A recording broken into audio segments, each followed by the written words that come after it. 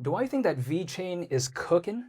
Well, arguably, I would say yes. Not only just in terms of the price charts, because it did recover almost 30% ever since my last video, but it's actually about something else. And it's actually about something called VWorld AI, which is one of their solutions to be focused on AI. And that recently had a very massive upgrade, in my opinion.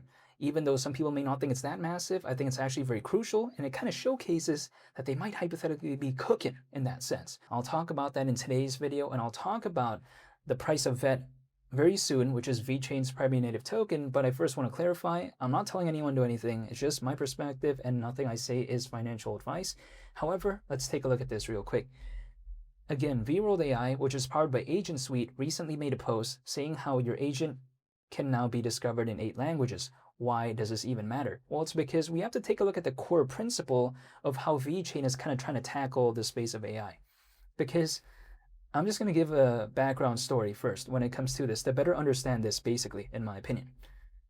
So VeChain, their specialization as of right now is having these sort of AI agents, but it's a little bit more tailor-made.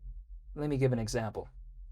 So if we take a look at a lot of other places out there, a lot of other projects that are focused on AI, usually they have a solution where it's very generic, right? We say, hey, what's the weather today? Or how many miles are in a kilometer or whatever, right?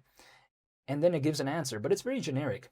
However, what VeChain is trying to do that's a little bit different is that it's trying to have it so that individuals out there, let's say they're a mechanic, they're a cook, they're an engineer or something like that, they can put their sort of knowledge into an AI agent, in which case can be put in a marketplace and then it can be hired. So let's say someone wants to hire an AI agent that is specialized for construction or pottery. They can hire those agents based off their needs. So that's basically how VeChain is trying to be focused in regard to AI, right?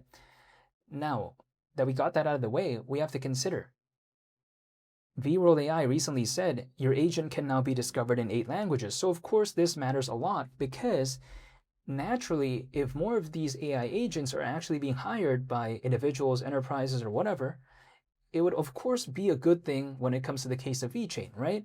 But not every single individual out there is only going to want to use English. They might want to use something else, which is, of course, what VWorld AI is trying to do, right? They're trying to cater to more of a wider audience. This update is mainly for the discovery aspect of it. It's to allow, for more of these AI agents to be discovered.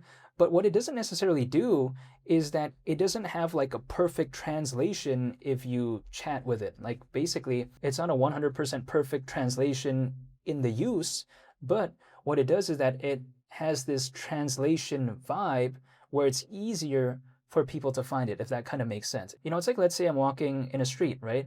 And I see that the sign outside, when it comes to a store, let's say there's like 8 different languages. Now, of course, that's better, right?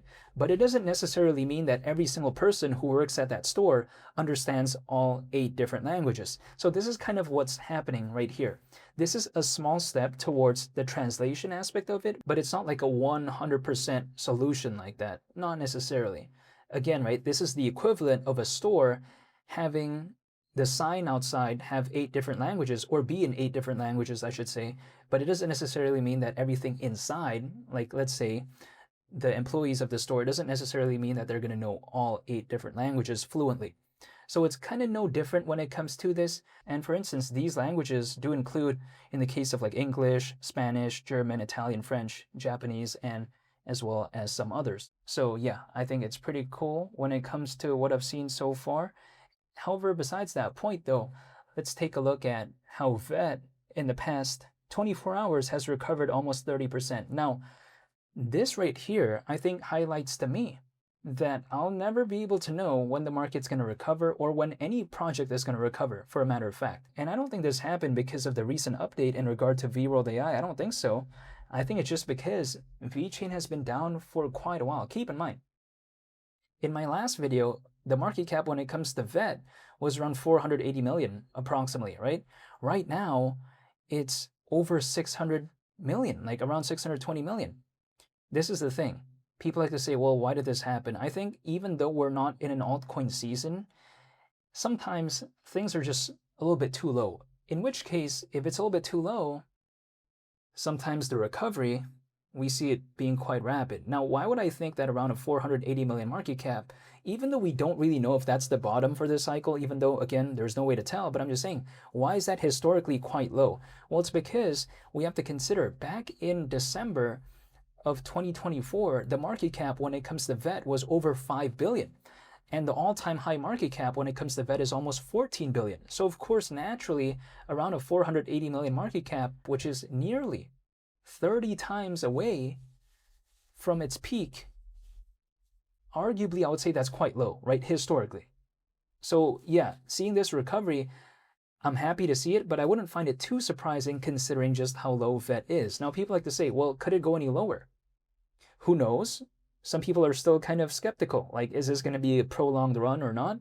But whatever the case may be, my time horizon is years, and I'm willing to wait for years. And if anything, with this slight recovery, VET is still actually very low in the grand scheme of things. Need I remind people, being at around a 600 million market cap means that it's still basically almost 9 times away than December of 2024. So it's still very far. The journey is still very far when it comes to what I've seen historically, right? It just feels like, hey, you know what? If it goes back to its peak in 2024, the journey is still very far. So I'm still holding and I'm still waiting. Now, granted though, I am dollar cost averaging once a month, but the reason why I'm holding, even though I'm not telling anyone to do anything, is because I will never be able to know when things could recover, which is why I just hold just in case. That's just kind of the way to take a look at it. And this moment kind of highlights that we never know when things will exactly recover.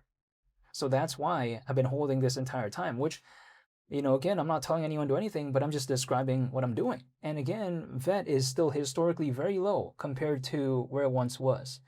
And this is without an altcoin season, right? So imagine if there was an actual altcoin season, what would this look like? That's just kind of the way to take a look at it. If VET went back to its peak in December 2024, it wouldn't surprise me whatsoever, just because VeChain is actually way better when compared to back then. Take a look at VWorld AI as of right now. Let's take a look at the Hayabusa upgrade. Let's take a look at the Galactica upgrade. Let's take a look at the upcoming Interstellar upgrade, which already passed in terms of the vote, but it's still waiting to fully happen, right? So I think VeChain is arguably a lot better than back then. So if the market sentiment just went back to where it once was, with the better fundamentals that VeChain has right now, around a 5.3, 5.4 billion market cap wouldn't surprise me whatsoever. I mean, VeChain reached that quite casually in 2024. So I don't think this is such a tough milestone when it comes to VeChain, at least historically, considering how its peak is almost around a 14 billion market cap. I feel like the journey is still hypothetically quite far, but I'll be sure to make more updates moving forward. So I want to say thank you so much for watching, and I hope you all have a very fantastic day. It's Willie the Captain.